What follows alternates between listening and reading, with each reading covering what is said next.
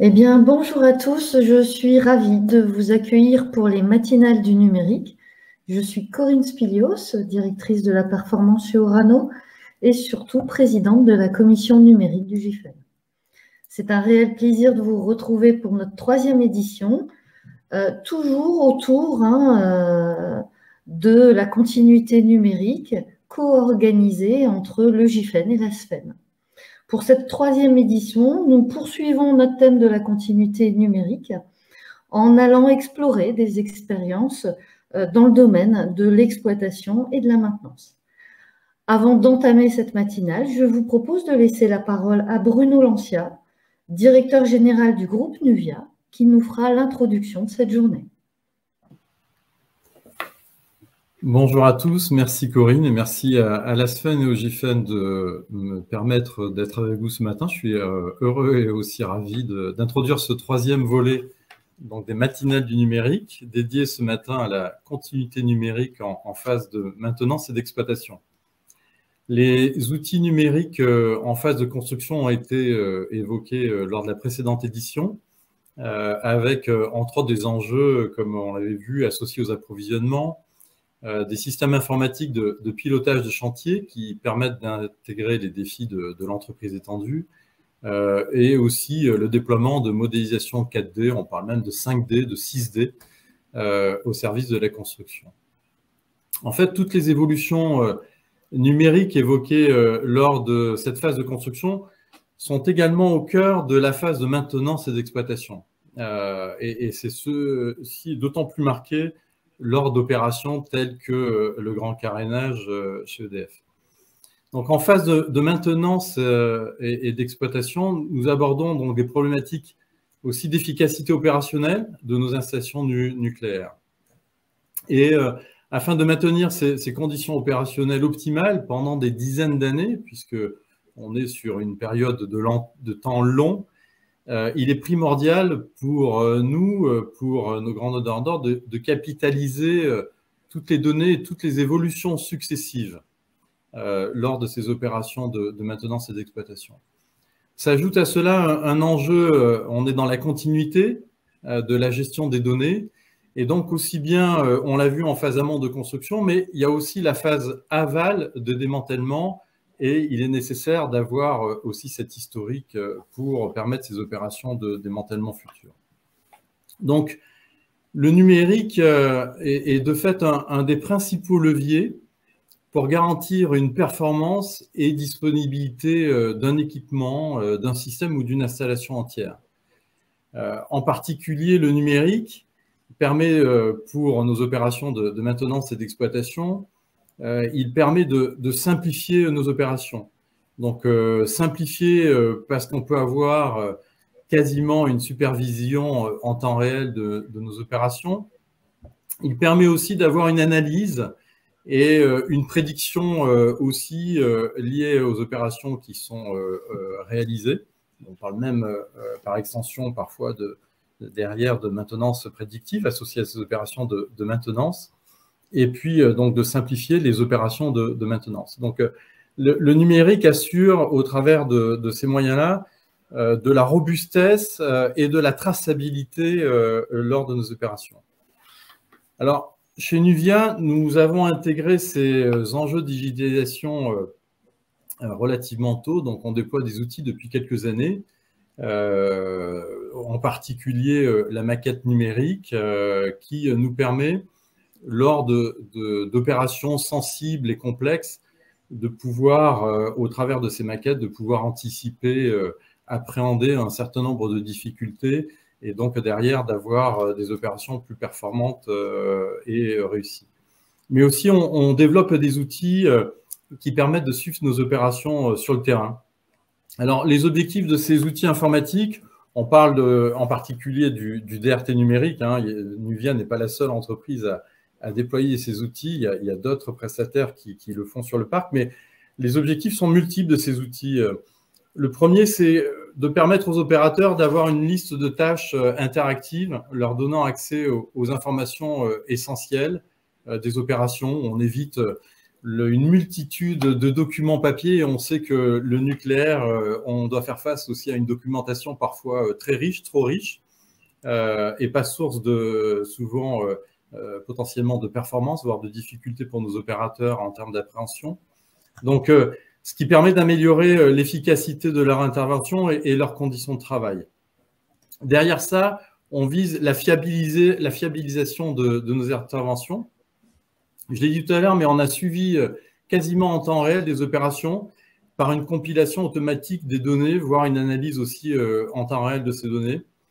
On a aussi l'opportunité de collecter du REX par ces datas et de faire réellement, au travers de ces données structurées, un retour d'expérience qui est plus difficile quand on a uniquement du papier. On a beaucoup plus de difficultés à assurer du retour d'expérience sur la base de ces papiers. On a des outils qui sont aussi paramétrables et qui permettent d'intervenir sur des multisites au travers de différents clients. Et puis, ces outils facilitent la communication entre toutes les parties prenantes. Donc, je dirais la continuité numérique en phase de maintenance et d'exploitation s'intègre dans une démarche opérationnelle qui repose sur la collecte des données de production.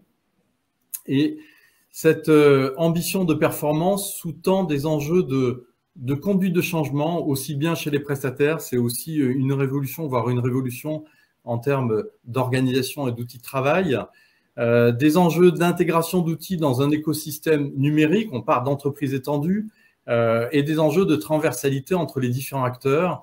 On a les prestataires, on a les grands donneurs d'ordre, mais on a aussi des tiers parties qui peuvent être des organismes de contrôle ou l'autorité de sûreté. Donc tout ça donne une très grande aussi complexité lors de déploiement de ces outils. Donc tout le monde est concerné, les exploitants, les intervenants, les bureaux d'études, les bureaux d'ingénierie, les prestataires, voire les fournisseurs. Donc c'est grâce à ces échanges entre les différents acteurs que chacun peut et doit contribuer à la mise en place d'un écosystème numérique performant, à inscrire dans la continuité de ces nouveaux usages. Alors, il y a des usages aussi qui sont à venir et qui sont en cours de déploiement, mais on parle de la connectivité et de la mobilité sur site. On a parlé de la digitalisation et le suivi de la documentation technique, qui est un véritable enjeu pour nos opérateurs sur site. Et cette transformation numérique, c'est un enjeu dans le cadre de démarches d'amélioration de la qualité. On a aussi l'usage des informations issues des capteurs couplés aux données d'ingénierie et historiques pour analyse. On parle de jumeaux numériques, de maintenance prédictive associée à de l'intelligence artificielle. On parle aussi de géolocalisation des équipements à contrôler, où on peut avoir du coup une géolocalisation et un référencement automatique qui permet d'éviter aussi parfois ce qui peut arriver des sources d'erreurs. Et puis un sujet qui concerne la formation de nos opérateurs par la réalité augmentée. Et derrière tout ça, il ne faut pas oublier aussi la cybersécurité. Ce sujet a été évoqué à plusieurs reprises, mais plus on va étendre les solutions digitales, plus la cybersécurité deviendra aussi un sujet.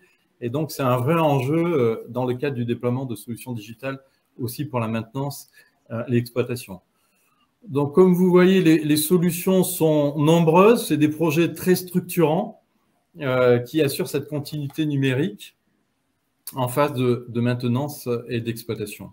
Alors, je pense que vous allez découvrir d'autres solutions et d'autres propositions dans le cadre de ces échanges. Et donc, je laisse la parole à Corinne pour la suite de cette matinale.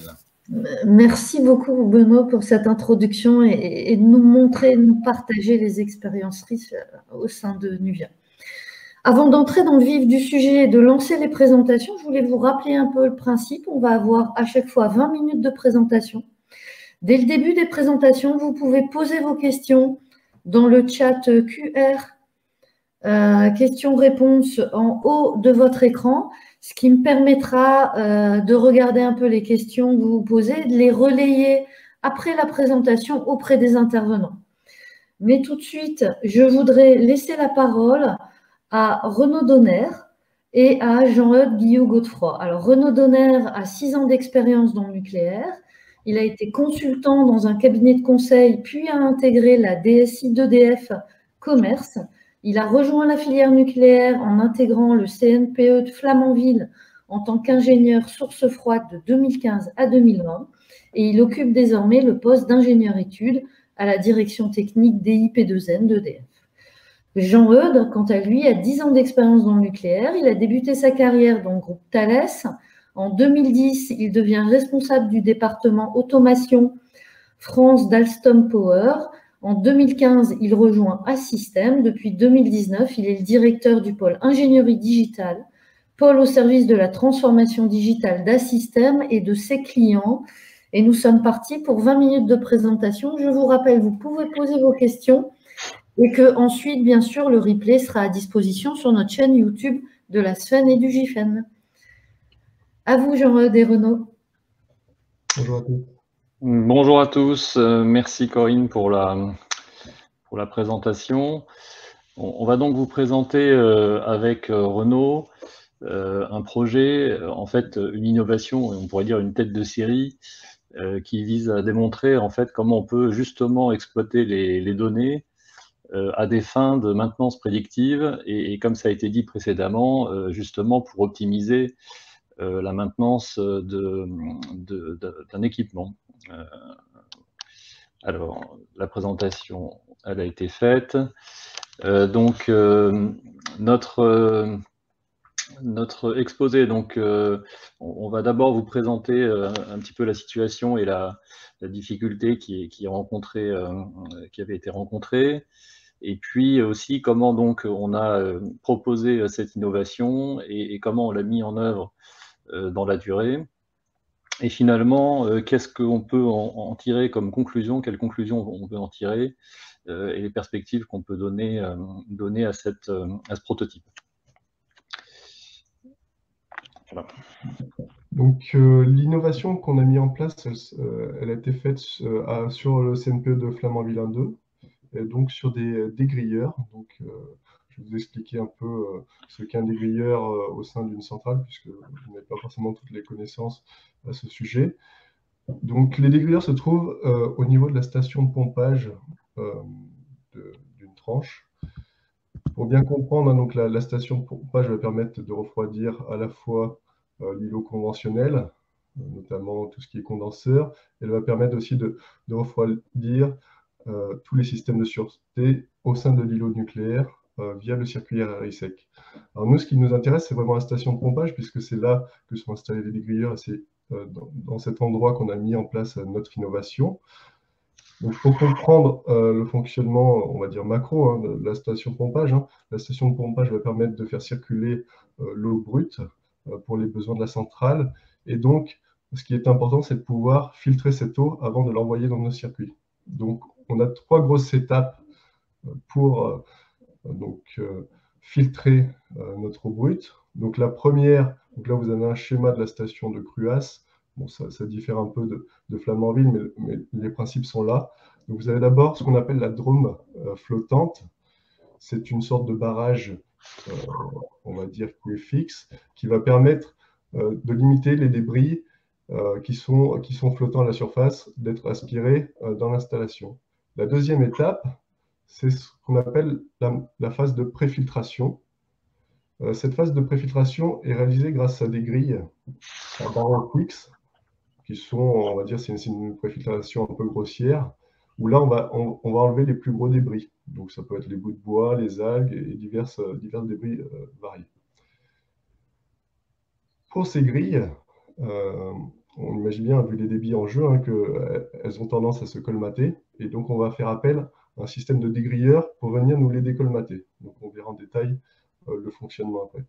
Et enfin, la dernière étape de filtration, c'est la filtration fine, qui est réalisée en général avec des tambours filtrants. Ça peut aussi être réalisé avec des filtres à chaîne. Et donc, l'ordre de grandeur de cette filtration, c'est l'ordre de quelques millimètres. Donc, si on revient vraiment déjà sur le fonctionnement d'un dégrilleur, pour bien que vous compreniez ensuite l'innovation qu'on a mis en place. Donc, les dégrilleurs vont permettre de décolmater une grille. Alors, le dégrilleur est composé d'une benne avec des dents pour enlever ce qui se trouve entre les barreaux. Et donc, cette benne est fixée à un treuil. le treuil va permettre de descendre le dégrilleur à la verticale au fond de l'eau. Une fois qu'il sera au fond de l'eau, il va basculer de manière horizontale afin de remonter à l'horizontale et éliminer l'ensemble des débris qui sont sur la grille. Une fois qu'il aura remonté en haut à l'extérieur de l'eau, et ben, ce dégrilleur va déverser tous ces déchets dans une benne ou bien dans une goulotte d'évacuation des eaux usées. Donc là, sur le schéma de principe, vous avez quelque chose qui est un petit peu différent de ce qui est fait à Flamanville, c'est qu'en plus, vu que les grilles sont très, très, très grandes, il faut que le dégrilleur se déplace petit à petit de manière longitudinale pour finalement décolmater toute la grille. À Flamanville, c'est un peu différent. Les grilles sont fixes et le dégrilleur suffit en lui-même à décolmater de la grille en une seule fois. Donc c'est la petite différence par rapport à ce qui est fait à Cruas. Donc, je fais juste un petit détour là, ici, sur les principes de maintenance, pour vous dire que, en fait, ce que vous voyez donc en rouge, en haut à droite, la maintenance corrective, ce qu'on comprend bien, c'est quand un équipement, ou d'ailleurs un logiciel, ou peu importe l'objet, en fin de compte, est en défaut, donc on doit intervenir pour corriger ce défaut. Généralement, il y a une panne ou il y a une interruption de service à ce moment-là. La maintenance préventive, c'est ce qu'il y a complètement à gauche en jaune, ça consiste à intervenir de manière régulière sur les équipements avec un calendrier généralement qui est fixé par les équipes de maintenance ou par le fournisseur de l'équipement, et puis à des fréquences régulières, de sorte qu'on cherche en fait justement à éviter les pannes. Et puis au milieu, vous avez cette idée de maintenance prédictive qui consiste en fait à essayer d'intervenir au plus juste, au bon moment, et en fait seulement quand les activités de maintenance sont nécessaires, plutôt qu'à des dates prévues ou à des dates régulières. Et donc on va voir après dans la suite comment on peut arriver à faire ça. Donc sur les dégrilleurs, hein, donc la problématique qu'on a, et puis vous pouvez l'imaginer, hein, c'est que ces matériels ont été conçus en même temps que les centrales, donc avec les matériels qui existaient il y a 20, 30 ou 40 ans. Donc ces matériels sont très peu instrumentés et ils sont surtout soumis à une ambiance très corrosive, hein, puisqu'ils sont immergés, pas en permanence, mais plusieurs heures chaque jour. Hein. Et en plus, ils sont soumis à une forte corrosion, lorsqu'ils travaillent notamment dans l'eau de mer, forcément, les conditions sont encore plus difficiles. Alors, on a du mal, avec la maintenance préventive, à fiabiliser ces matériels existants, parce que finalement, on est tributaire d'un certain nombre d'éléments extérieurs. Typiquement, lorsque les conditions météorologiques sont mauvaises, eh ben, on va avoir forcément plus d'arrivées de colmatants, et donc les dégrilleurs vont être plus sollicités. Et donc on voit bien que la maintenance préventive, qui est à périodicité fixe, ne permet pas justement d'anticiper des éventuels aléas météorologiques. Donc on a demandé donc à Système, notre partenaire, de nous trouver une solution pour pouvoir justement instrumenter et suivre de manière précise le fonctionnement d'un dégrilleur lorsqu'il est hors de l'eau et sous l'eau, pour pouvoir justement anticiper les signaux faibles qui vont à terme nous dégrader ou nous casser notre matériel, pour anticiper la maintenance ou adapter la maintenance préventive si on se rend compte que le matériel fonctionne de manière optimale. Voilà, donc le principe, le principe de l'innovation et en fait le principe même de la maintenance prédictive, donc, ou en tout cas pour pouvoir faire de la maintenance prédictive, il faut des données. Et comme ça a été dit par Renaud, donc la première chose à faire, c'est d'instrumenter l'objet qu'on veut maintenir, en l'occurrence le dégrilleur, et de collecter un certain nombre de données pour arriver en les corrélant et en regardant si on peut arriver à déterminer des tendances, à pouvoir agir de manière préventive sur l'équipement. Donc là, sur cette slide et sur les suivantes, sur lesquelles je vais zoomer sur les différentes parties, on a une vision un peu globale du système qui passe donc par la mise en place de capteurs sur le dégrilleur, par la collecte de données qui sont en l'occurrence les fichiers météo et les données de marée, puisque en fait ce sont justement les données qui influent sur la maintenance des dégrilleurs. En fait, ce qui obstrue les dégrilleurs, ça peut être par exemple des algues, et en l'occurrence, en fait, ces phénomènes-là, ils sont liés à la météo et aux marées, évidemment. Donc ensuite, un système de traitement de ces données, et puis l'émission de rapports vers l'exploitant à partir de ces données. Du coup, là, ce que je vous propose de faire, c'est de zoomer sur les différentes composantes de ce système. Donc la première chose, c'est d'instrumenter le dégrilleur. Donc pour ça, on a installé en fait un capteur, qui est en l'occurrence un capteur de position, donc un capteur accélométrique, qui en l'occurrence donc est autonome à la fois en énergie et aussi autonome en termes de transmission de données. On en reparlera tout à l'heure avec Renaud, mais c'est pour éviter d'avoir effectivement un impact sur l'exploitation et de ne pas être intrusif sur les équipements en place. En fait, sur ce prototype, on a un capteur accéléromètre. On pourrait imaginer aussi de collecter d'autres types de données dans un éventuel passage à l'échelle. Voilà, donc ça, c'est essentiel parce que s'il n'y a pas d'instrumentation des équipements, il n'y a pas de possibilité de collecter les données utiles. Donc, deuxième point, c'est la notion justement de continuité des données, qui est le thème de notre session aujourd'hui.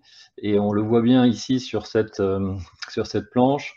Donc, on a notre système physique qui est le dégrilleur, donc qui est instrumenté.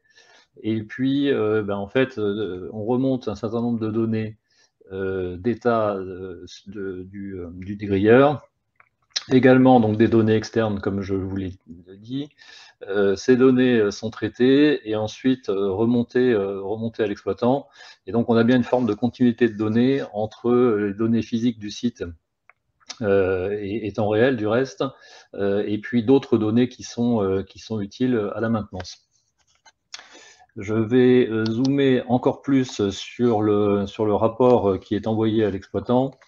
En fait, pour vous dire que ce rapport, il intègre donc les données de détection de type de défaut, les données qui sont la localisation de ces défauts, leur gravité, leur fréquence, et puis un certain nombre de recommandations pour l'exploitant qui sont associées à ces typologies de défauts. En fait, toute la notion aussi d'analyse de cause est intégrée dans ces rapports. Voilà, donc ensuite, le travail qui est fait par les data scientists, c'est justement d'arriver à trouver en fait des séquences, d'arriver à trouver des patterns, comme on dit en anglais, c'est-à-dire des tendances en fait, qui permettent finalement, à partir de la corrélation de ces données, d'en conclure que certains événements se produisent systématiquement en fonction de certaines situations. Donc, typiquement, les algorithmes qui avaient été mis en place permettaient de détecter différents types de défauts par rapport à un site de référence qui était réputé comme fonctionnel. Donc déjà, on pouvait savoir si le dégrilleur était en régime normal ou en régime marche forcée. Ça veut dire qu'il travaillait en continu puisqu'il y avait potentiellement beaucoup d'algues ou parce que ça avait été choisi par l'opérateur. Ensuite, l'algorithme était en capacité de me dire, voilà, à telle heure, tel jour, il y a eu un défaut d'oscillation de la benne sous l'eau. Donc ça, en général, c'est dû à la présence d'algues, qui fait que ces algues sont tellement importantes que la benne malgré son poids de plusieurs centaines de kilos, arrive à basculer sous l'eau à cause de ces algues.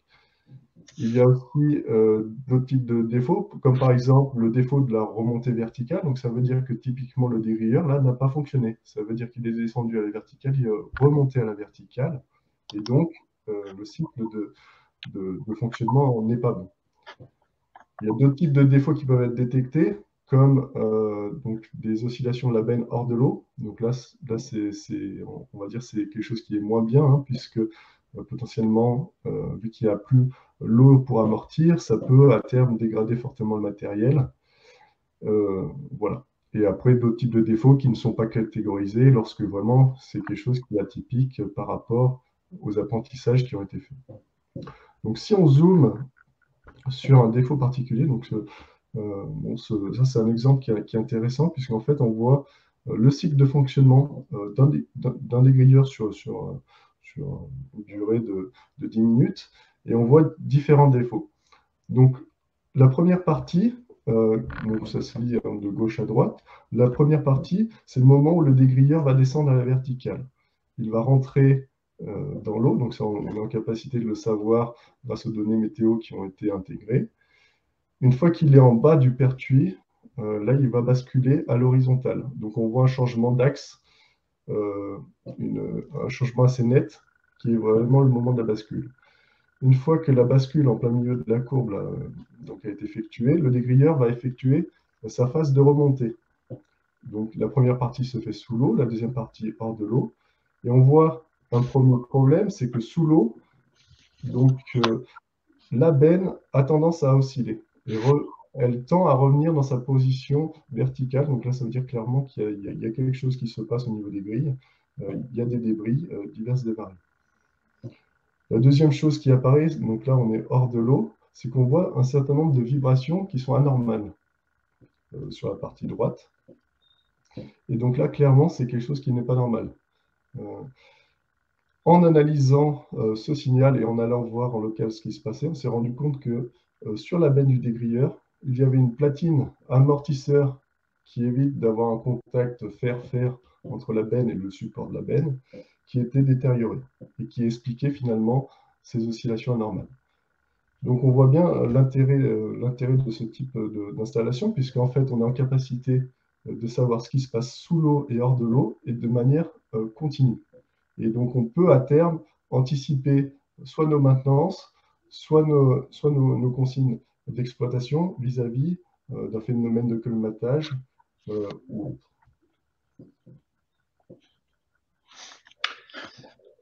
Je vais vous présenter sur les deux planches suivantes la manière dont on a mis en œuvre ce projet et sur la durée également. Et vous voyez que même pour une innovation et pour une tête de série, tout ça prend un petit peu de temps. Donc à partir de l'idée qu'on s'est donné, le projet qu'on s'est donné avec EDF, donc au milieu de l'année 2018, nous avons travaillé avec des partenaires, donc à la fois sur le développement du capteur intelligent qui est aussi assez prototypaire, et puis sur l'hébergement des données chez un partenaire également, qui nous fournit également une plateforme qui permet de traiter et d'aider au traitement de ces données. Donc ensuite, toute une phase de déploiement et d'initialisation. Puis donc d'identification des paramètres, en fait tout le travail donc des data scientists que j'ai évoqué tout à l'heure, la conception des rapports d'exploitation, et puis finalement une phase de mise en production et d'exploitation. Voilà, ça représentait à peu près 2700 heures d'ingénierie en fait de travail, donc, et puis sans compter le coût des capteurs et d'hébergement des données. Donc ça, c'est pour le planning et les étapes clés. On a également travaillé à essayer d'imaginer ce que pouvait être en fait une étape, la suite, donc l'industrialisation d'un tel projet. Donc ce que vous avez en fait en bleu au milieu, les deux étapes de cas d'usage, finalement, c'est ce qui a été réalisé dans le cadre de ce projet, c'est-à-dire l'instrumentation des dégrilleurs, et puis les phases d'acquisition et d'exploitation des données. que je ne vais pas détailler ici. En fait, la réflexion, c'était sur qu'est-ce qu'il faudrait faire pour industrialiser.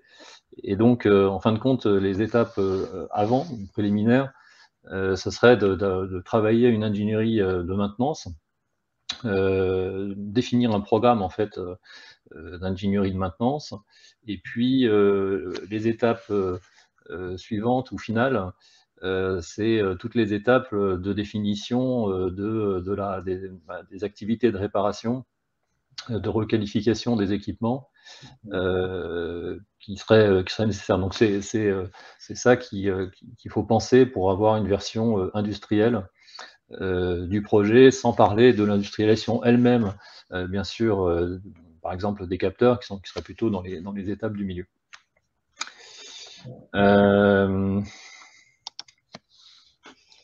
Voilà, donc pour conclure, Renaud, je te donne la main. Oui. Donc, si on regarde un peu les perspectives de ce POC, on a essayé d'établir le ROI de cette innovation. Donc, finalement, c'était un peu difficile à estimer donc, ce ROI a priori, hein, puisque pour connaître, pour voir vraiment le gain de cette innovation, hein, il faut qu'on soit en capacité de voir l'impact de la limitation du ratio de maintenance corrective versus la maintenance préventive suite à cette innovation. Donc il nous faut un certain temps pour pouvoir nous assurer que ce type de capteur nous permette d'avoir un gain sur la durée. Donc là, pour l'instant, on n'avait pas assez de REX pour pouvoir calculer précisément le ROI. Clairement, au vu de ce qu'on a vu là sur cet essai, hein, c'est qu'on estime qu'on va pouvoir, donc, de fait, diminuer les volumes de maintenance fortuite, potentiellement de pouvoir réadapter nos périodes d'hélicité de maintenance préventive et donc, de fait, diminuer les coûts. En termes de perspective, donc là, on a vu qu'on avait réalisé un POC. Maintenant, le challenge, effectivement, c'est de pouvoir l'industrialiser. C'est pouvoir que ces capteurs soient installés dans l'installation et soient de nouveaux types de capteurs. Ça, c'est quelque chose qui prend du temps, qui nécessite un certain nombre d'exigences à respecter, notamment d'un point de vue sécurité du SI. Donc ça, c'est quelque chose qui prend du temps. Après, là, on a fait un focus sur un type de matériel. Après, par rapport à ce qu'on a installé, on voit clairement que potentiellement, on pourrait installer ce type de capteur sur des endroits qui ne sont pas instrumentés au sein de nos centrales. Donc, on peut imaginer, bon, bien sûr, des machines tournantes pour détecter de la vibration sans installer des connexions filaires. On pourrait aussi imaginer notamment monitorer les coups de bélier sur des parties de l'installation où on sait que telle ou telle tuyauterie est plus sensible aux coups de bélier et anticiper justement la maintenance ou la visite de ces tuyauteries si on se rend compte qu'on a dépassé telle ou telle accélération à un moment donné de notre exploitation. Et enfin, ce qui serait vraiment, on va dire, le must-have, hein, finalement, c'est de pouvoir, ces données hein, de nos des accéléromètres qu'on a installés, ce serait pouvoir à terme les déverser dans un lac de données contenant l'ensemble des capteurs d'installation. Parce que ça, c'est des choses qui existent. Et si on pouvait justement agréger ces nouvelles données à ce lac de données, là, on pourrait imaginer encore d'autres choses beaucoup plus poussées, comme de la corrélation de données entre, par exemple, le fonctionnement des grilleurs et des données de débit, de pression ou de perte de charge à tel ou tel endroit d'installation. Et donc, on pourrait faire ce qu'on appelle, et qui existe hein, déjà, hein, c'est l'e-monitoring entre paramètres corrélés pour justement détecter des dérives lentes et anticiper la défaillance. Voilà, et puis le dernier mot peut-être, c'est qu'en fait, la maintenance prédictive, ce qu'on a démontré, c'est qu'on pouvait incarner cette notion-là. En même temps, ce qu'on a vu aussi, c'est que, heureusement, peut-être, il n'y a pas vraiment de solution pour que la machine, elle dise exactement quand est-ce qu'il faut intervenir et à quel moment, et tout ça en automatique. Et en fait, notre système, ce qu'il a démontré, c'est que c'était possible, mais que aussi cette notion de maintenance préventive, elle restait là, parce que finalement, notre solution, elle génère aussi des informations ou des alarmes qui sont utiles pour l'opérateur, pour son plan de maintenance. Et donc, la conclusion aussi, c'est que quelque part, on reste un petit peu entre les deux, avec les plans de maintenance, et c'est très bien, mais aussi un système qui, grâce à l'exploitation des données, permet d'anticiper un certain nombre de pannes. Merci beaucoup Renaud et Jean-Eudes, c'était vraiment très intéressant. Alors j'ai beaucoup de questions, donc je vais essayer d'être assez synthétique et si vous voulez bien faire aussi des réponses assez synthétiques de manière à pouvoir un peu toutes les exprimer. Donc la première question, c'est bien sûr la suite, c'est-à-dire est-ce qu'il est déjà prévu, alors que vous avez lancé la maintenance prédictive sur un composant, des prochaines étapes, de le lancer à plus grande échelle, un déploiement déjà défini. Qu'est-ce que vous avez prévu? Est-ce que pour l'instant, vous analysez le POC ou vous prévoyez déjà les prochaines étapes? Donc là, effectivement, on est dans la phase d'analyse, puisqu'on a vu que ça marchait. Maintenant, il y a des réflexions sur cette industrialisation au sein du CNP de Flamanville. Voilà, maintenant, c'est à eux aussi de voir et d'étudier le gain et ce que ça pourrait apporter en termes d'exploitation, de réduction des coûts pour justement aller plus loin et développer sur ce type de matériel, voire d'autres. Voilà. Mais à date, pour l'instant, il n'y a que le POC qui a été mis en place. D'accord, c'est très clair. Alors, j'ai plusieurs questions sur les algorithmes. Que ce soit quel type d'algorithme ou de logiciel vous utilisez pour traiter les données. J'ai aussi, est-ce que les algorithmes sauraient détecter un peu des modèles qui ne sont pas encore appris et donc ils extrapolent, ou alors est-ce que en fait les algorithmes sont élaborés à partir des expériences du passé? Et puis aussi une question sur comment on maintient les algorithmes en exploitation quand il n'y a plus l'équipe de développement qui est présente. Alors, ça fait beaucoup de questions, effectivement. Alors, les algorithmes, on les a développés sur la base d'une plateforme et avec un partenaire qui s'appelle Sadji, et c'était noté sur la présentation.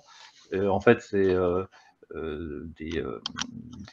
partenaire qui permet en fait de travailler avec nous sur la préparation, le traitement, la visualisation de ces données. Les algorithmes en question, en fait, ils sont complètement spécifiques. Puisque là on est sur un objet unique, ça utilise les principes du machine learning, comme on dit, donc le fait de faire de l'apprentissage à la machine et de trouver des corrélations. Ensuite, sur la maintenance de ces algorithmes, en fin de compte, donc là on est resté sur une tête de série, mais si on imagine une industrialisation, comme tout logiciel finalement, parce que c'est de ça dont il s'agit, en l'occurrence, bon là c'est un système dont il s'agit, mais on maintient en fait ces applicatifs comme on maintient un logiciel, c'est-à-dire que si jamais il y avait des bugs ou des défauts, on les corrigerait. Et puis, s'il était nécessaire de faire des montées de version ou des nouveaux développements, bien, ça pourrait se faire dans le cadre de maintenance applicative. D'accord.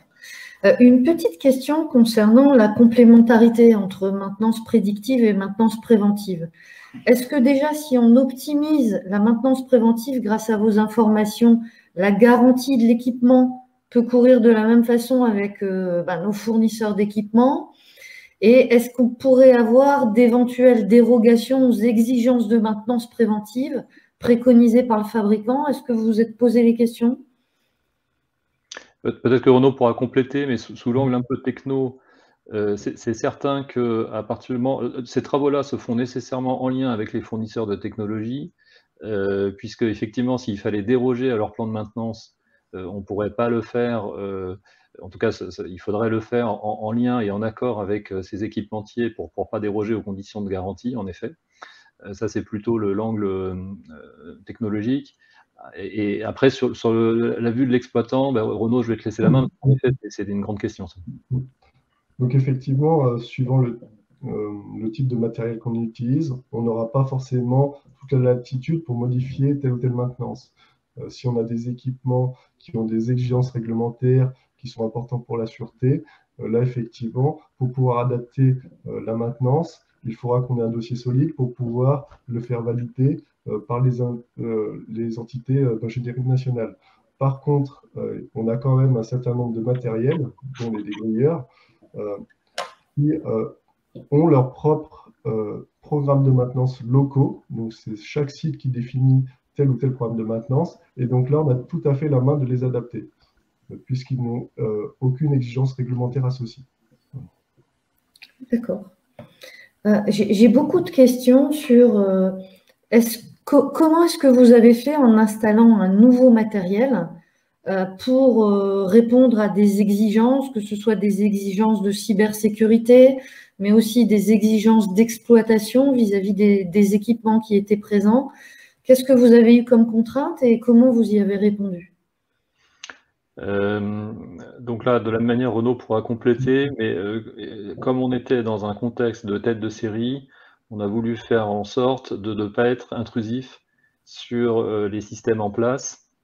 Donc, le capteur, en l'occurrence, il est autonome, en fait, il est alimenté par des batteries.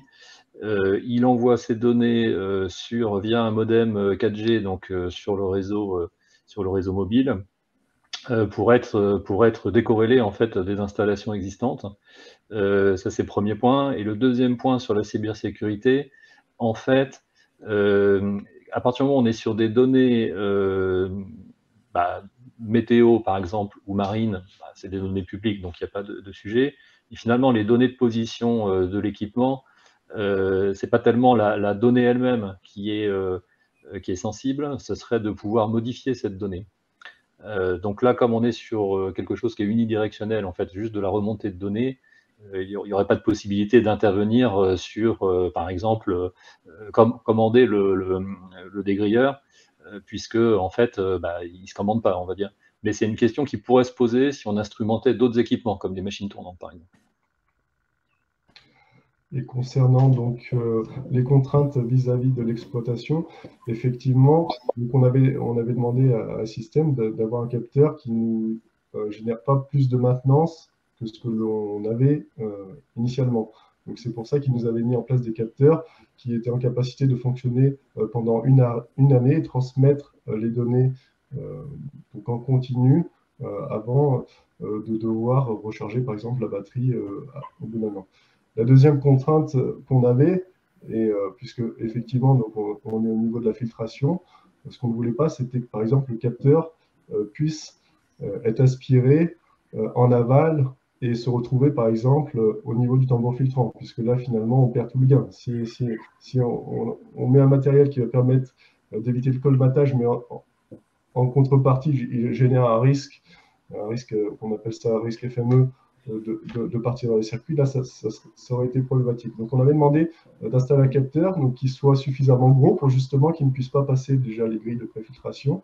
Et puis, je ne sais pas si vous l'avez vu sur les images, mais on avait un double système de fixation, à la fois un système de fixation boulonné au niveau du dégrilleur, et en plus, on avait une chaîne de sécurité supplémentaire pour éviter qu'il ne parte, en l'occurrence, dans la mer.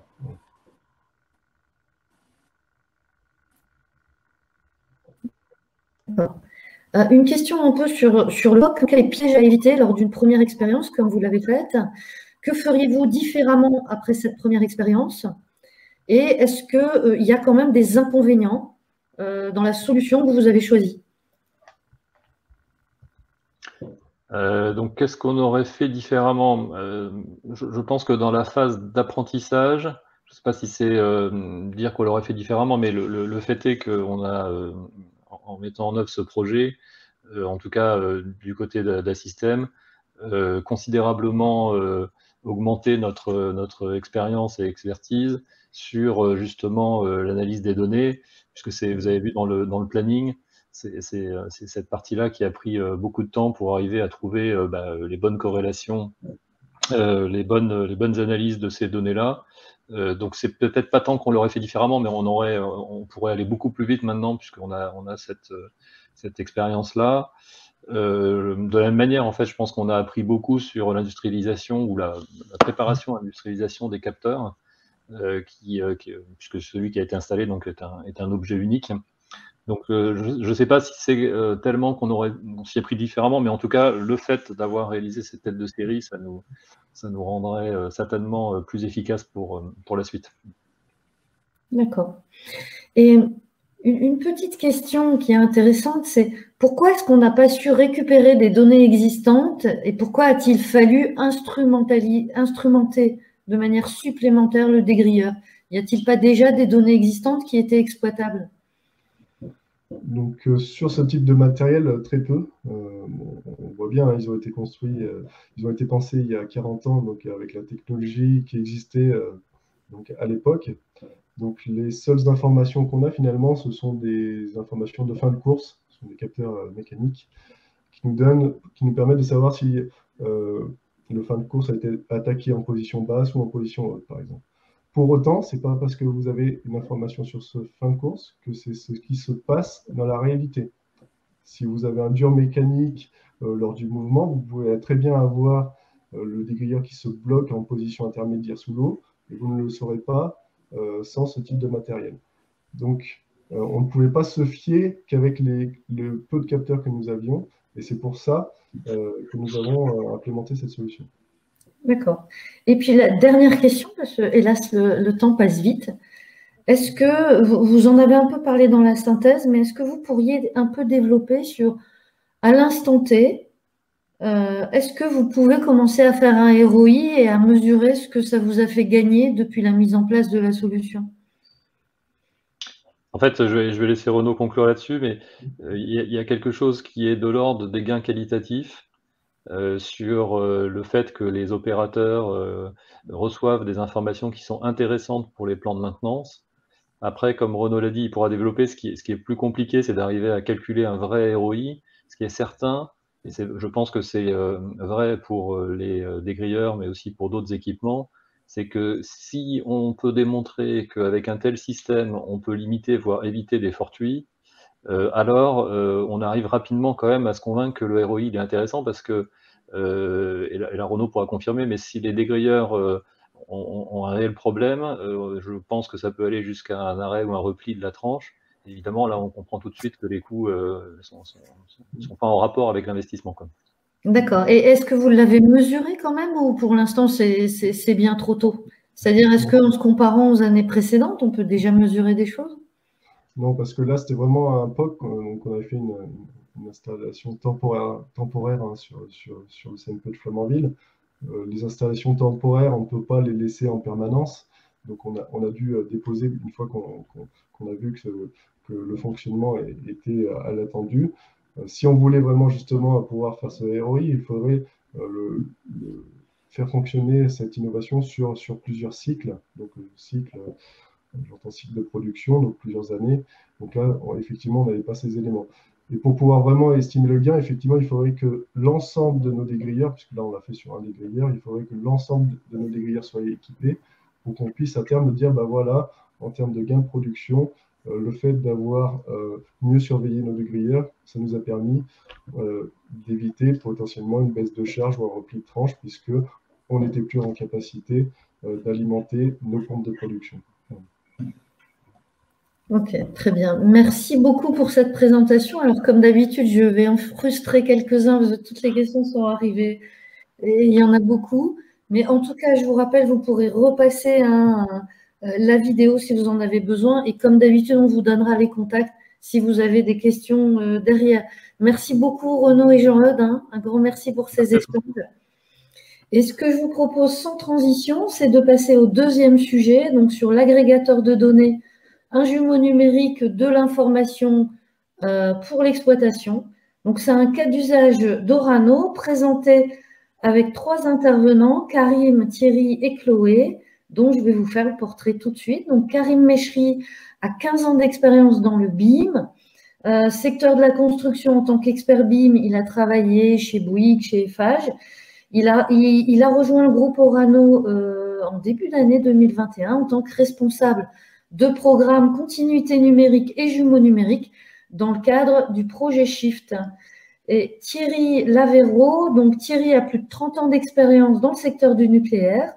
Il a débuté sa carrière dans l'usine d'enrichissement du Tricastin et a occupé de nombreux postes opérationnels, que ce soit dans les équipes de démarrage, d'essai, responsable d'intervention. Il est aujourd'hui responsable excellence opérationnelle sur le site du Tricastin. Et Chloé Dumas, Chloé a 2 ans d'expérience dans le secteur nucléaire. Après une expérience dans le département HSE de Nuvia, elle occupe depuis 2020 un poste aussi de responsable excellence opérationnelle. Je vous laisse la parole, Karine, Chloé et Thierry. Je vous laisse 20 minutes et après je reviendrai avec les questions. Parfait. Merci Corinne. Alors effectivement, nous allons vous présenter la démarche d'agrégation de la donnée pour l'exploitation afin de constituer les jumeaux numériques. Et avant de commencer, je vous propose de revenir sur certaines définitions, notamment celle de la continuité numérique. Effectivement, pour la continuité numérique, donc c'est d'assurer la transmission de l'information tout au long du cycle de vie d'un site. Le parallèle à ça, c'est le PLM qui permettrait par la suite de gérer de façon un peu plus centralisée et en configuration ce cycle de données. Et afin d'assurer cette continuité, surtout, la donnée doit être collectée, enrichie et ou transformée et agrégée, et ce afin de constituer ce qu'on appelle un jumeau numérique de l'information. Alors, pourquoi nous avons choisi de mettre en place cet agrégateur de données? Comme l'a fait remarquer Bruno en introduction, on se retrouve avec de plus en plus de données et de bases de données différentes et d'outils différents. Le besoin pour une recherche d'informations sur les différentes bases de données est assez récurrent et fastidieux, avec un risque de non prise en compte de certaines informations. Et le temps du coup consacré à cette recherche est assez long et conséquent. Le besoin donc est exprimé par les métiers, c'est d'avoir un seul point d'accès à toutes ces informations, quelle qu'en soit la base et quel qu'en soit le type, et d'avoir une recherche exhaustive et surtout rapide, un peu type Google, sur l'ensemble de ces bases. Le principe de l'agrégation de la donnée, donc ici sur la partie gauche, on a, on va dire, la manière traditionnelle de recherche d'informations sur les bases de données avant l'arrivée de l'agrégateur, c'est-à-dire qu'on a un écosystème avec une démultiplication des bases de données. Ici, vous avez quelques exemples. L'opérateur qui recherche un équipement par sa référence, par exemple, devait faire une recherche manuelle sur chacune de ces bases et agréger manuellement toutes ces informations pour se constituer son dossier. Avec l'agrégateur de données Aveva en ce qui nous concerne, nous avons toujours ce même écosystème. Par contre, c'est la plateforme de cet agrégateur qui, à travers la référence donnée par l'opérateur, va effectuer une recherche exhaustive sur toutes les bases de données et l'afficher sur une seule plateforme, tous les résultats inhérents à cette recherche.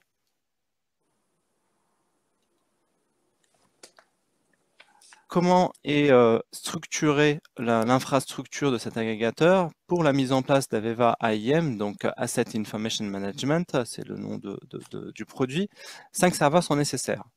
Un premier serveur qui est un serveur de connexion aux bases de données, donc c'est les connecteurs qu'on met entre l'outil Aveva et les bases de données sources. Un serveur de conversion de ces informations, en fait c'est une sorte d'autorisation de l'information, une reconnaissance des informations pour créer des liens entre les différentes bases et les différents documents. Un serveur de stockage de données, 1D et 2D, qui est mis à jour de manière journalière. Un serveur de stockage de données 3D qui, lui, pour sa part, mis à jour de manière hebdomadaire. Et un serveur applicatif qui, en fait, consiste à être l'interface avec l'utilisateur. Chez Orano, nous avons commencé donc un déploiement. On a donc l'agrégateur de données qui est opérationnel en ingénierie à Saint-Quentin-en-Yvelines. Il y a eu des POC sur les différents sites de la Hague, de Melox et de Tricastin en 2020 et 2021. Aujourd'hui, en 2021, nous sommes toujours en finalisation d'un pilote au Tricastin. C'est un sujet sur lequel je reviens en fin de présentation. Et nous envisageons un déploiement sur d'autres sites et surtout l'intégration d'autres bases de données en 2022. Je vous propose tout de suite de laisser la main à Thierry et à Chloé pour nous présenter donc le POC qui a été réalisé au Tricastin. Chloé, Thierry. Est-ce que tu peux le faire passer? On n'a pas la Oui. barre. Merci. Ah, pas de... Donc du coup, je vais vous présenter un petit peu le contexte pour le lancement du POC. Donc effectivement, de manière générale, le groupe se tourne vers l'usine 4.0, donc avec un souci de modernisation de ses outils digitaux. Cette transformation passe par la remise en cause de informatiques qui sont utilisés quotidiennement par les équipes. Les conditions. L'usine Philippe Coste, donc qui est l'usine de conversion de l'uranium à Tricastin, le but était de choisir des échantillons. Effectivement, on ne pouvait pas prendre toute la base de données de l'usine, donc du coup, on a choisi une unité, l'U64, et 4 salles. Dans ces 4 salles, on a sélectionné des échantillons d'informations qui ont permis finalement d'avoir des données les plus représentatives de l'usine. Cette étude a permis de voir si l'outil était ergonomique et si c'était faisable dans une démarche de clarification donc, de la documentation. Donc, les données d'entrée ont tourné sur 3 axes principaux qui ont été la rapidité, la fonctionnalité et puis la fiabilité des données. La rapidité par la faisabilité d'accès aux données, c'est dans la limite des clics. Ensuite, la fonctionnalité, c'est centraliser les données à un seul endroit, de par une seule base de données pour X bases de données. Et puis la fiabilité des informations croisées, c'est-à-dire que le flux d'informations va permettre de vérifier que les informations sont bien réelles et correctes. Donc, un résultat, on a eu un gain de temps. On espère permettre l'accès à tous les corps de métier, c'est-à-dire que l'outil étant intuitif et ergonomique, cela doit toucher un plus grand corps de métier.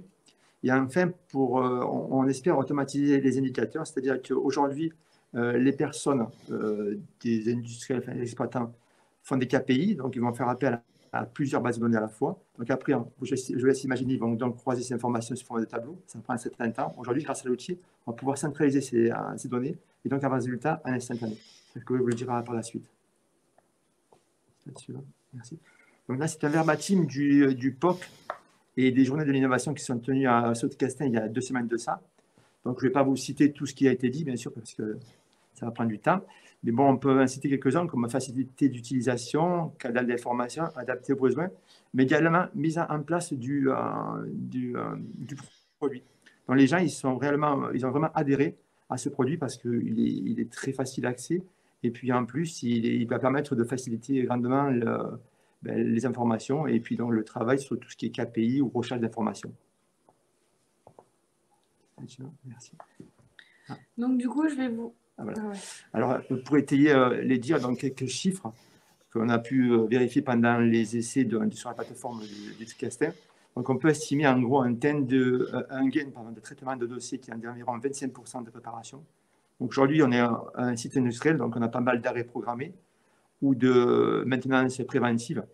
Donc, on fait pas mal de dossiers de préparation. Donc, 25%, c'est non négligeable sur l'ensemble des travaux.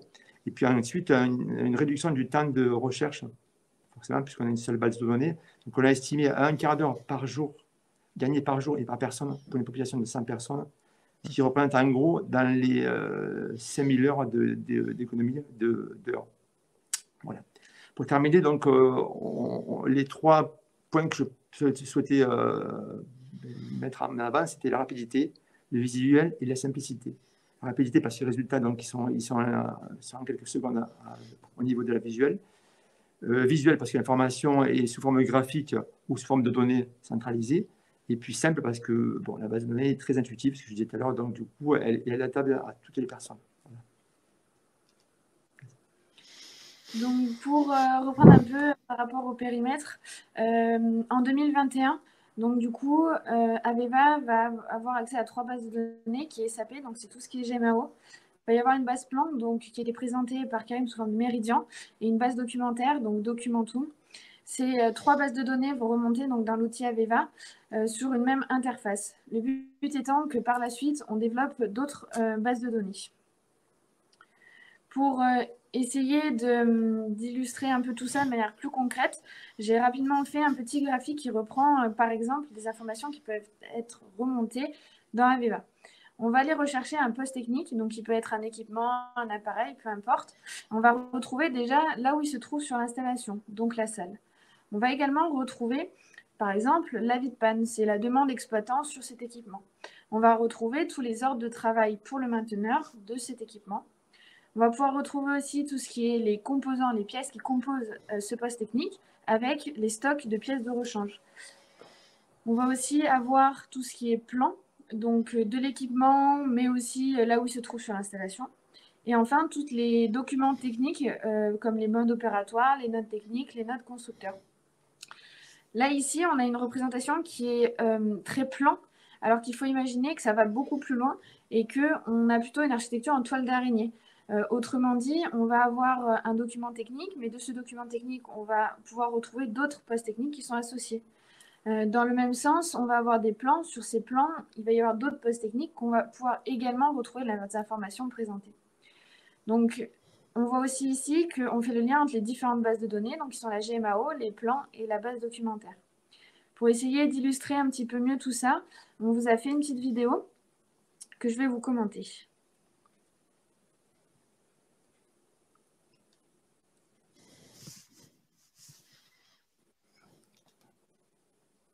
Cette vidéo a été réalisée l'année dernière à l'issue du POC afin de présenter l'outil.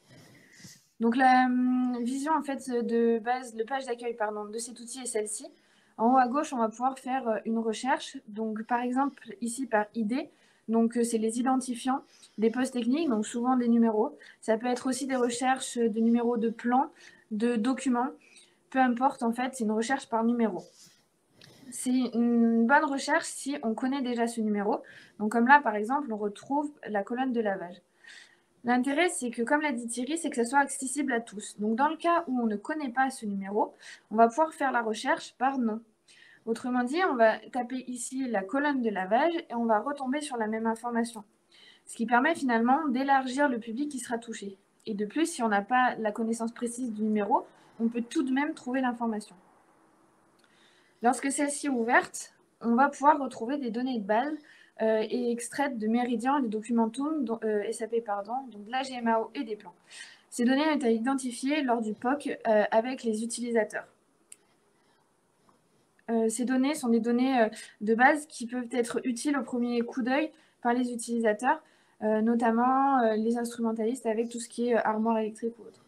Ici, on voit les postes techniques. Donc, effectivement, on va retrouver l'arborescence en fait, des postes techniques avec ceux qui sont en amont et en aval de celui recherché. Dans la donnée SAP, on retrouve ce que je vous ai dit tout à l'heure, c'est-à-dire les heures de travail, les avis, la nomenclature, donc c'est les articles, les pièces, et les heures de travail. Dans les documents, on va avoir plutôt tout ce qui est base plan et documentaire, tels que les notes techniques, par exemple. Ensuite, on a la visualisation, donc ce qui permet en fait, l'outil permet d'ouvrir directement ce qu'on appelle un PID, donc c'est un plan sur le poste technique recherché. Par exemple, ici, la colonne. La puissance de l'outil, c'est qu'on est capable de se déplacer dans ce plan, voire même d'aller cliquer sur un poste technique présent sur celui-ci et de remonter sur les mêmes informations qu'on peut voir ici. De plus, les mouvements dans les plans sont très fluides, ce qui permet un gain de temps évident. Je voulais vous montrer dans les données accessibles de SAP, donc on a parlé des autorisations de travail, des avis, des heures de travail, mais il y a également une nouveauté qui est la nomenclature. Autrement dit, ici, on peut retrouver tous les articles du poste technique. L'intérêt, c'est qu'on est capable de les ouvrir et d'avoir l'état du stock. Ce qui veut dire qu'on est capable de savoir en temps réel la quantité de stock qui est présente dans les magasins et si oui, où. Donc comme on peut le voir ici. De plus, pour reboucler un peu la boucle que je disais tout à l'heure avec la toile d'araignée, c'est que là, on a ouvert notre article, on est capable de remonter à tous les postes techniques dans lesquels cet article est présent.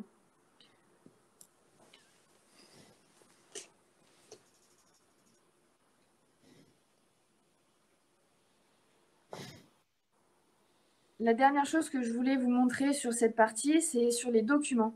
Effectivement, les documents, donc PID, on a vu qu'on pouvait passer par la visualisation, mais pour tout ce qui est documents, notes techniques, par exemple, on peut les ouvrir sans passer par l'application type ici Documentum.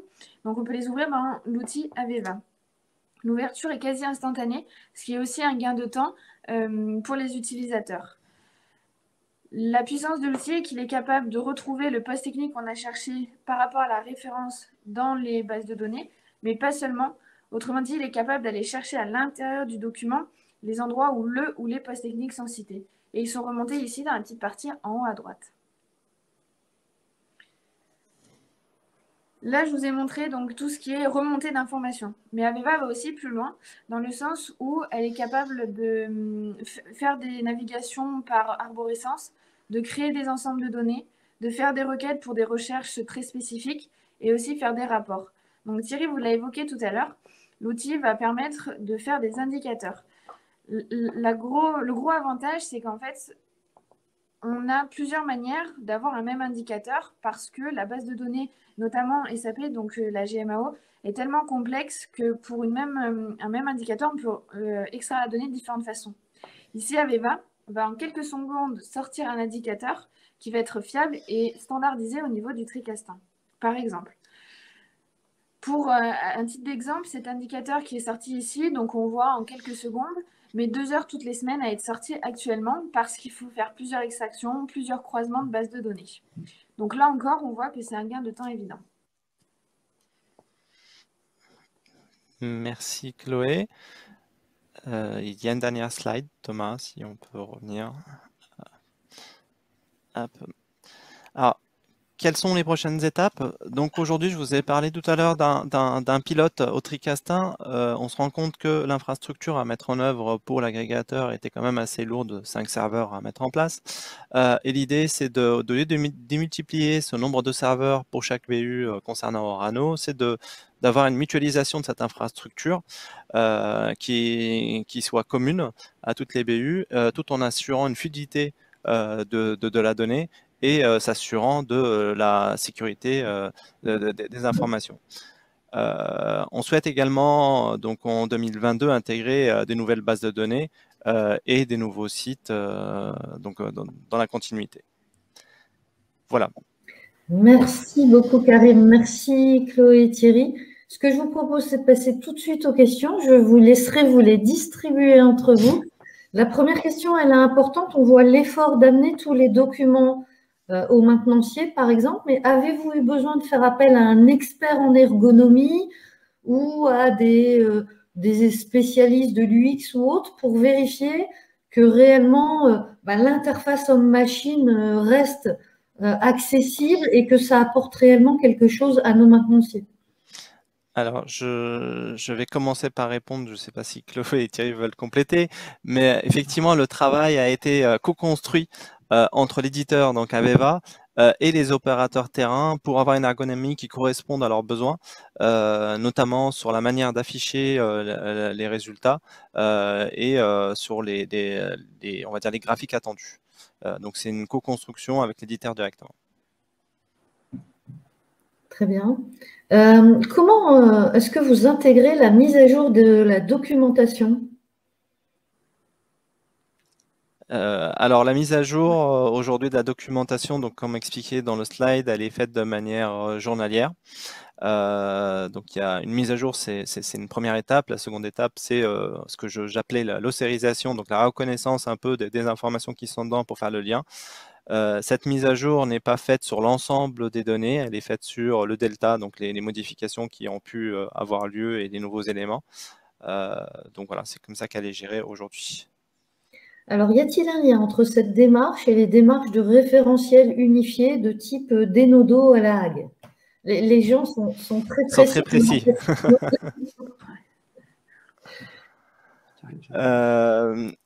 En fait, l'outil Denodo fait partie des bases qui seront connectées sur Aveva IM. Donc, il y a, on va dire, des échanges entre Denodo et Aveva IM.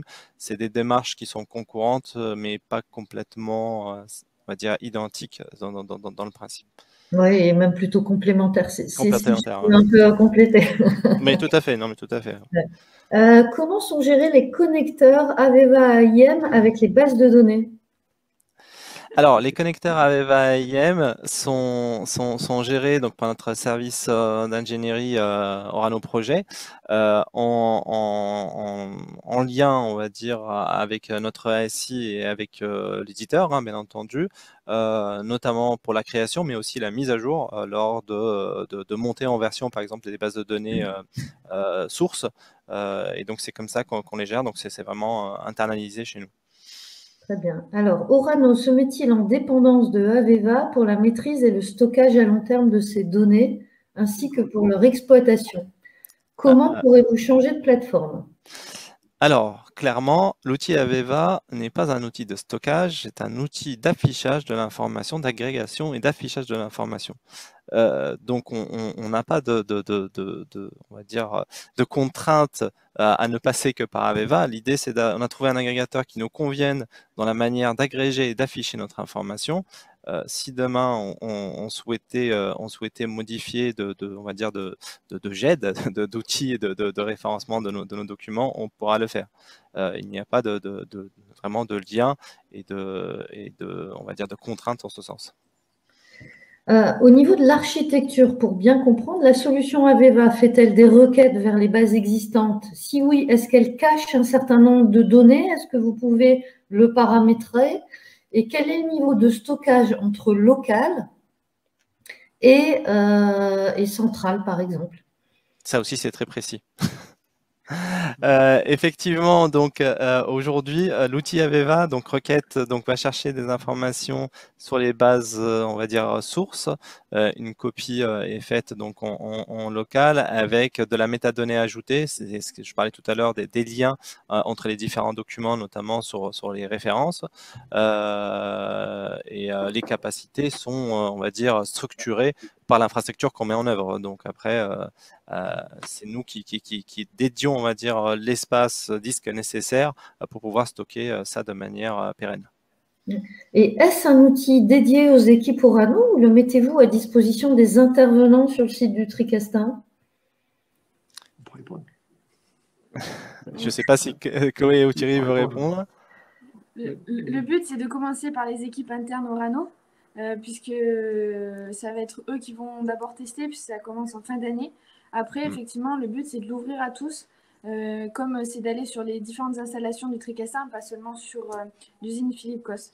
Donc vraiment, c'est de l'ouvrir à tout le monde. Alors, si je peux compléter, parce que j'imagine que la question derrière, c'est les autorisations d'accès. On a un système de gestion des autorisations d'accès à la donnée qui peut limiter l'accès aux données en fonction des profils des gens. Très bien. Et une petite question sur le fait de mettre un agrégateur entre les bases de données et les intervenants. Est-ce qu'il peut y avoir des soucis de ralentissement ou de rafraîchissement ou de lenteur qui, en fait, mettraient en difficulté l'utilisation par les maintenanciers, par exemple?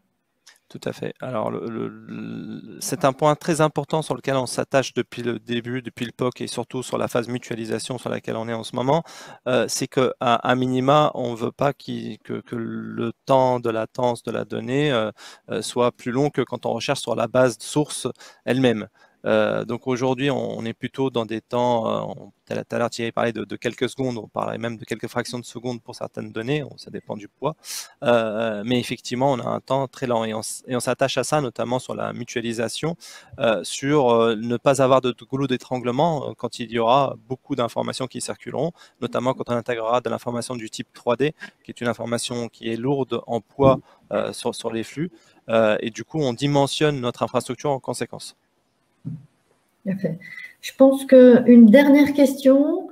Est-ce qu'à aujourd'hui, vous commencez à voir l'intérêt aussi de cette solution entre les équipes d'exploitation et l'ingénierie? Alors, effectivement, c'est une passerelle qui permet de faire l'échange, ce qu'on appelle chez nous le handover entre la partie ingénierie et exploitation, qui permet d'avoir un support unique d'échange d'informations, d'une part. D'autre part, ça évite les problèmes d'interopérabilité des outils. On se doute bien qu'en ingénierie, il y a des outils un peu particuliers et qu'en exploitation, on n'a pas forcément les mêmes outils en face. Donc, des fois, il est compliqué de consulter cette information. D'où le passage par des formats tiers. Donc effectivement, c'est des solutions qui sont envisagées. On ne les a pas aujourd'hui éprouvées, mais c'est des solutions qui sont envisagées. Dans la phase de POC, comment vous êtes-vous assuré de la fiabilité, de la cohérence des informations présentées dans l'agrégateur par rapport aux bases de données? Je ne sais pas si Thierry ou Chloé veulent faire un retour là-dessus. Non. On n'a pas entendu la question en fait. Il y a Caro qui est passé.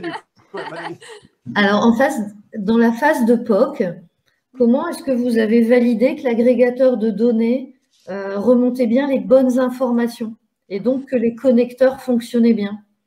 En fait, ce qu'on a fait, c'est qu'on a déterminé des populations cibles, donc quelques personnes qui connaissaient très bien les bases de données, les informations qu'ils souhaitaient remonter. C'est comme ça aussi qu'on a identifié celles qui étaient pertinentes à remonter, ce qui reboucle un peu avec la question tout à l'heure de l'ergonomie et finalement des informations utiles pour les utilisateurs. Et ensuite, eux connaissant très bien les données testées, on a pu voir si ça marchait ou pas. Donc, en fait, derrière tout ça, on va rajouter des conditions d'affichage. Un exemple, par exemple, c'est sur la base documentaire. Pour un même numéro de document, on va avoir plusieurs versions. Comment être sûr que Aveva remonte la version validée? C'est simplement qu'on va rajouter des paramètres derrière où l'outil va aller filtrer la dernière version, celle qui est valide. On peut imaginer ce même principe pour toutes les données qui ont été identifiées. Une petite question un peu plus technique pour Karim. Pourquoi a-t-il fallu 5 serveurs physiques et pourquoi est-ce qu'on n'a pas su mutualiser sur un même serveur? Alors, c'est le principe de fonctionnement de l'éditeur. Donc, il fonctionne comme ça. Donc, les 5 serveurs sont alloués à des tâches bien particulières. Donc, il y a 2 serveurs de stockage, on va dire, pour la 1D, 2D et 3D. Donc, ils sont séparés parce que leur interrogation, on va dire, par le dashboard, par l'interface utilisateur est différente. Il y a ensuite toute une partie de conversion, d'ossérisation et de reconnaissance et de liens, de création de métadonnées clairement sur les documents qui sont récoltés. Et une partie, on va dire, plus visualisation, dashboard, donc d'interface utilisateur qui existe. Mais c'est la structuration de l'outil qui exige ce genre de mise en place et d'infrastructure.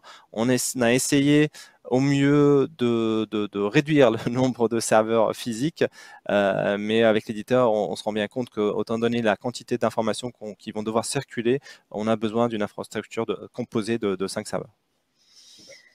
Si vous deviez refaire le POC ou alors en termes d'anticipation par rapport au pilote que vous êtes en train de déployer, qu'est-ce que vous feriez différemment?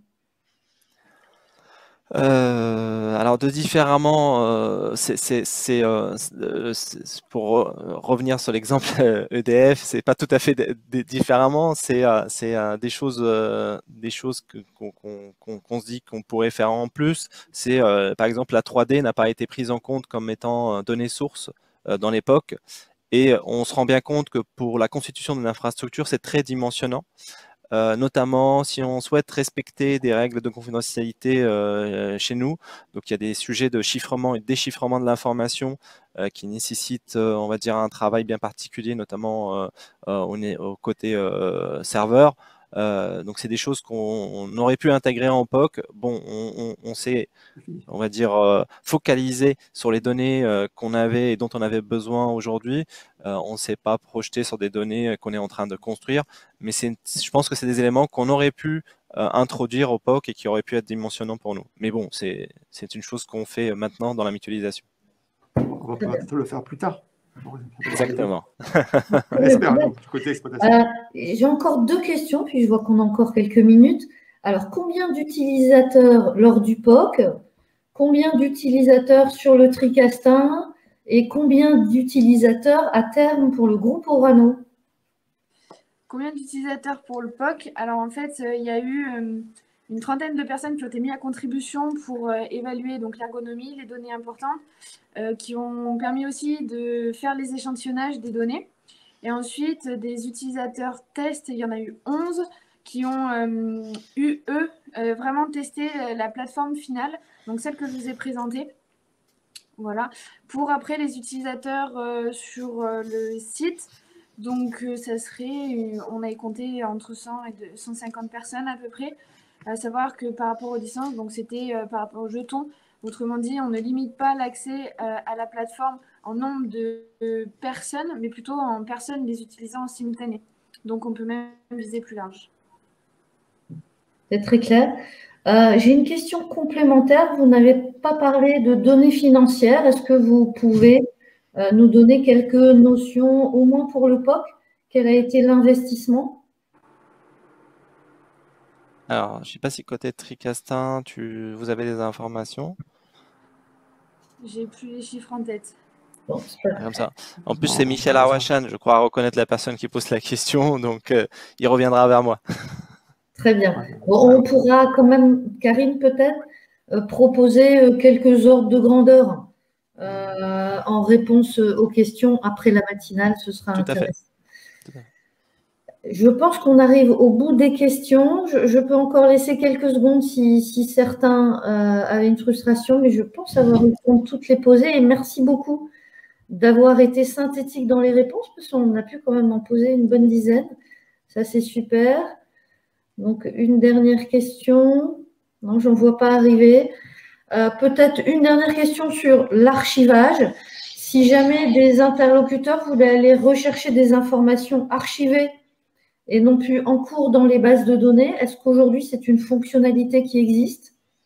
Alors, en l'état, elle n'existe pas, mais techniquement, on va dire de manière vraiment SI, c'est juste une connexion à faire avec la base de données d'archivage. Donc, la possibilité est là, mais on ne l'a pas mise en œuvre. Très bien. Je vous propose de conclure sur cette partie-là. Merci beaucoup Chloé, Thierry et Karim, merci. Non seulement pour votre présentation, mais pour les nombreuses questions que nous avons eues. Et merci pour vos réponses très claires et synthétiques. C'est maintenant que l'on va clore cette matinale du numérique. Je voudrais déjà remercier tous les participants et peut-être en profiter, puisqu'il nous reste quelques minutes avant ma conclusion, pour poser une question à Bruno qui a été posée lors de la première partie, qui est, Bruno, est-ce que vous pouvez un tout petit peu nous éclairer sur les différents cas d'usage en réalité augmentée que Nuvia a mis en œuvre? Alors, il y a une première formation qui a été faite, c'est la formation des caristes. En fait, ce que l'on fait aujourd'hui, qu'on accompagne, entre autres, hein, ça ne remplace pas la formation évidemment traditionnelle, en plus qui est réglementaire, mais ça permet de la compléter et de la faire de façon plus périodique, et en même temps de pouvoir inclure des personnes qui ne sont pas obligatoirement caristes, mais pour leur donner une sensibilité sur les risques liés à l'environnement de l'usage de ce type d'équipement. Donc ça, c'est une première étape. Une deuxième étape qui va être lancée aussi prochainement, c'est la formation des pontiers polaires, où évidemment on a peu l'opportunité d'avoir des ponts polaires à disposition dans nos entités à nous. Donc le seul moyen de le faire, c'est de le faire chez notre client, en l'occurrence EDF. Et donc là aussi, c'est d'avoir un simulateur réalité virtuelle pour compléter et former nos opérateurs. Donc ça a été lancé et on aura cet équipement d'ici quelques semaines, voilà, au sein de nos équipes. Merci beaucoup pour ces quelques exemples. Alors, ce que je vous propose maintenant, c'est d'abord un grand merci à tous nos intervenants d'aujourd'hui, hein, Renaud, Jean-Eudes, Karim, Chloé et Thierry, pour la qualité des présentations. Merci aussi à tous les participants. Nous sommes montés à un peu plus de 70 hein, dans cette matinale. Donc, merci à tous les participants qui font la richesse de ces échanges. Je vous rappelle que suite à cette matinale, vous aurez à disposition la vidéo sous YouTube du SFEN et du GIFEN, la présentation disponible sur la plateforme de SFEN et du GIFEN, et bien sûr aussi, nous reprendrons les questions et les quelques réponses synthétiques qui auront été faites lors de ces présentations. Un deuxième point important pour nous, c'est la prochaine matinale du numérique, donc aura lieu le jeudi 16 décembre de 8h30 à 10h sur le thème de la continuité numérique en phase de démantèlement et gestion des déchets nucléaires. Je vous rappelle que suite à cette séquence, tout de suite à la fin du webinaire, vous allez pouvoir répondre à un sondage. Ce sondage vous est accessible et nous vous remercions d'y participer car il nous permet à chaque matinale, bien sûr, de nous améliorer et de mieux répondre à vos attentes. La mise à disposition du replay sera aujourd'hui ou demain, comme à chaque fois. Et vous aurez aussi un lien de téléchargement pour accéder à l'ensemble des supports.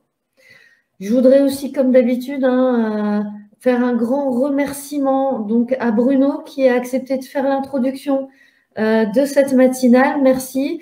Et puis à toutes les équipes du GIFEN et de la SFEN qui nous permet d'organiser ces matinales et d'échanger autour de la continuité du numérique et plus globalement autour de tous nos sujets numériques pour la filière du nucléaire.